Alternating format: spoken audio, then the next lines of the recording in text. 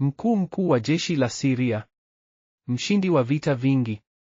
Mwenye utajiri mkuu na heshima kubwa. Lakini kuna kitu kimoja ambacho hakiwezi kununua, hakiwezi kushinda, hakiwezi kuficha. Ukoma. Ugonjwa ambao umemfanya najisi machoni pa Mungu na watu. Na pale katika nyumba yake mzuri kuna msichana mdogo, mtumwa wa Israeli. Yeye anajua jibu. Lakini je, mkuu atakubali kupokea msaada kutoka kwa mtoto mdogo, mjakazi, mgeni?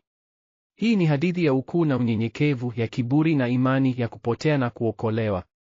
Katika Mbili Wafalme sura ya 5 tunaona jinsi Mungu anavyofanya mambo makubwa kupitia watu wadogo na jinsi ukuu wa kidunia unavyoweza kuwa kikwazo kwa neema ya Mungu. Naaman alikuwa jenerali mkuu wa jeshi la mfalme wa Siria. Mwandishi anatuambia kuwa alikuwa mtu mkuu mbele za bwana wake na mwenye heshima kwa sababu kupitia kwake Bwana alikuwa amempa Siria ushindi. Alikuwa shujaa hodari, lakini alikuwa na ukoma. Huu ni utangulizi wa kushangaza. Mtu anayeshinda vita lakini hajawezi kushinda ugonjwa wake. Mtu anayeletewa heshima na wafalme lakini hana uwezo wa kujiponya mwenyewe. Hali hii inatuonyesha ukweli mkuu: hakuna hata mmoja wetu ambaye hana mahitaji ya kiroho ambayo hayawezi kutatuliwa na utajiri, hadhi au uwezo wa kidunia. Hebu tusikize jinsi Biblia inavyosimulia hadithi hii.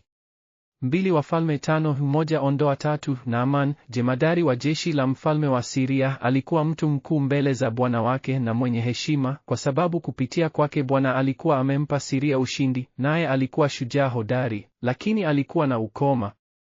Wakati huo Siria walikuwa wametoka wakafanya mashambulizi, wakamchukua Israeli msichana mdogo kama mateka, naye alikuwa akimtumikia mke wa Naaman.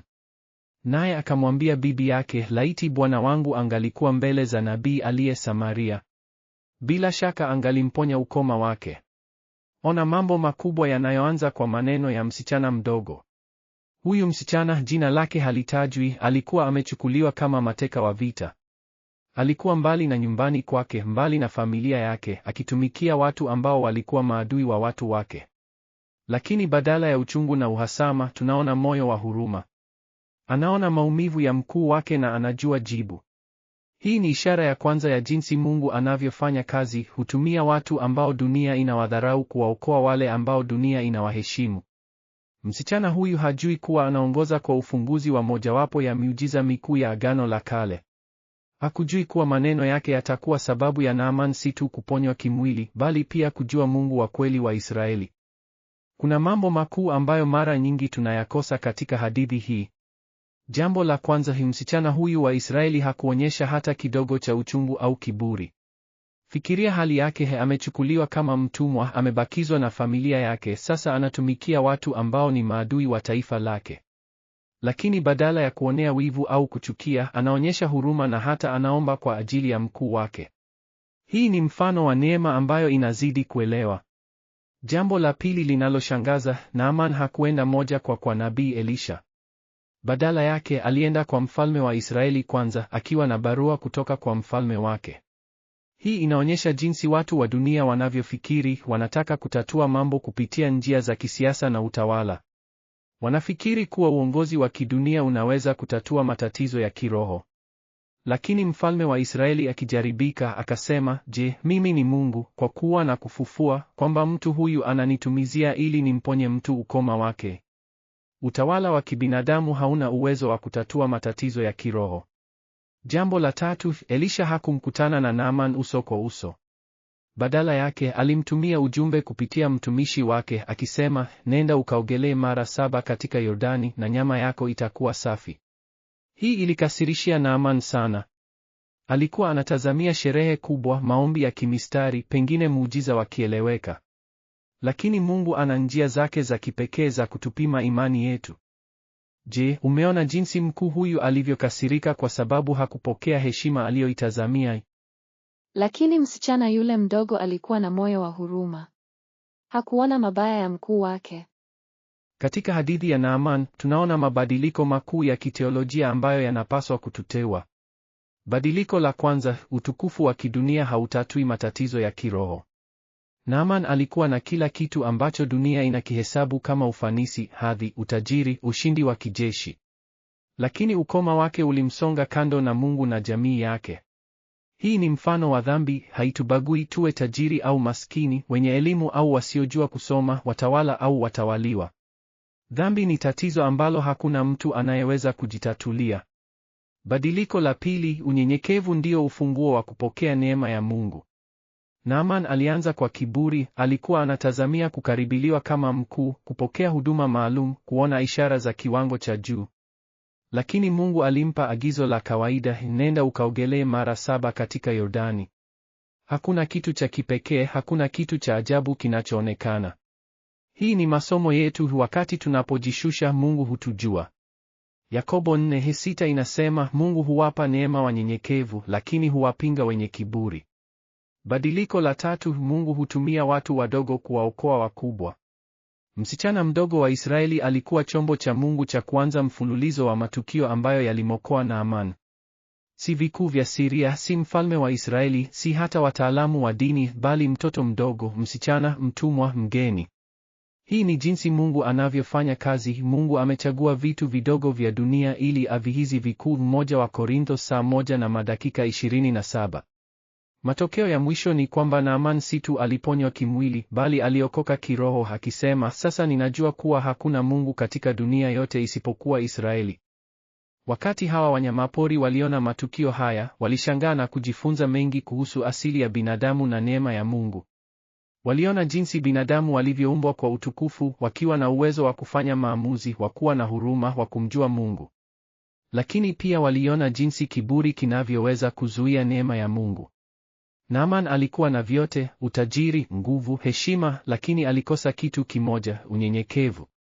Msichana mdogo ambaye alikuwa na kidogo, alikuwa na mengi, imani, huruma na uongozi wa kiroho. Hii ni paradokso ya uumbaji wa Mungu, watu walioundwa kuwa na baraka zaidi kuliko viumbe vyote, lakini mara nyingi hawajui jinsi ya kutumia baraka hizo.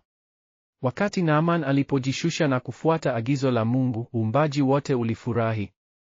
Mito iliimba, miti ilipiga makofi, na hata viumbe vyetu vilifurahi kuona mwanadamu akifanya kile alichoumbwa kufanya, kumcha na kumtii Mungu. Hii ni kusudi la awali la Mungu, binadamu wafanye kazi pamoja na uumbaji, wakiwa viongozi wanyenyekevu ambao wanamjua muumba wao. Mimi nilimwona mkuu huyu akiwa na kiburi mwingi. Alikuwa anataka kuheshimiwa kuliko kutii. Lakini msichana yule mdogo alikuwa na roho ya amani. Hakuona uadui bali nafasi ya kuokoa. Naona jinsi binadamu wana uwezo wa kubadilika wakati wanaposikia sauti ya Mungu. Ukuu haumaanishi kitu mbele za Muumba. Sasa anarudi nyumbani akiwa ameokoka, si tu kimwili bali na kiroho pia.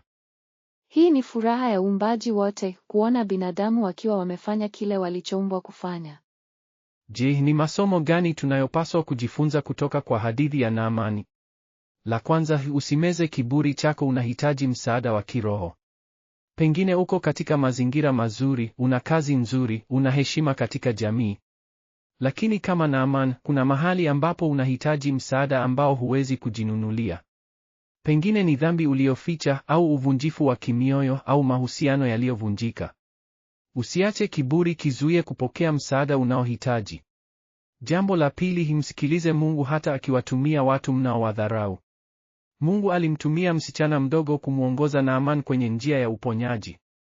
Leo Mungu anaweza kukutumia kupitia mtu ambaye ni mdogo kuliko wewe katika macho ya dunia, mtoto, mjakazi, jirani asiyeheshimiwa. Usimkatae ujumbe wa Mungu kwa sababu ya mtumaji. Jambo la tatu, kuwe tayari kufuata maagizo ya Mungu hata yakionekana ya kawaida. Naaman alikuwa anatazamia kitu kikuu cha kuvutia. Lakini Mungu alimwamuru tu aende akaogelee mara 7. Kwa macho ya kidunia hili lilikuwa jambo dogo la kawaida. Lakini katika utii wake alipata uponyaji. Mara nyingi sisi pia tunatazamia Mungu afanye mambo makubwa yakieleweka. Tunasahau kuwa Mungu mara nyingi hufanya mambo ya ajabu kupitia njia za kawaida: kusikiliza neno lake kila siku, kuomba, kufanya mambo mazuri, kuwa na uvumilivu. Jambo la 4, utii haumaanishi tu kushika sheria, bali kubadilisha moyo. Naaman hakuponywa tu kimwili, akabadilika kiroho pia. Alisema, sasa ninajua kuwa hakuna Mungu katika dunia yote isipokuwa Israeli. Hiki ndicho kinachofaa kutokea wakati tunapomfuata Mungu kwa uaminifu, si tu mabadiliko ya nje, bali ya ndani pia. Tuombe pamoja. Baba wa mbinguni, tunakushukuru kwa hadithi ya Naaman ambayo inatuonyesha jinsi unavyotupenda na kutuhurumia. Tunaomba utuondolee kiburi chochote kinachozuia kupokea neema yako. Kama Naaman, tumekuwa na maeneo ya maisha yetu ambayo tunajaribu kuyashughulikia kwa nguvu zetu, badala ya kukuomba msaada. Tunakuomba utufungulie macho tuone jinsi unavyofanya kazi kupitia watu na mazingira tunayoyachukulia kama ya kawaida. Tupe moyo wa msichana yule mdogo wa Israeli, moyo wa huruma, wa kusamehe, wa kutafuta uzuri hata katika mazingira magumu. Tupe moyo wa unyenyekevu ambao utatibu mioyo yetu na kutuwezesha kupokea kile unachokitayarisha kwa ajili yetu. Tumefunza kwamba wewe si tu unatupoza magonjwa ya kimwili, bali una uwezo wa kutuokoa kiroho. Tunaomba ututie katika mazingira ambayo yatatufanya tukue katika imani na utii. Fanya haya yote kwa ajili ya jina lako takatifu na kwa ajili ya utukufu wako. Kwa jina la Yesu tunaomba. Amina. Jiandikishe kwa maudhui zaidi ya kusoma Biblia.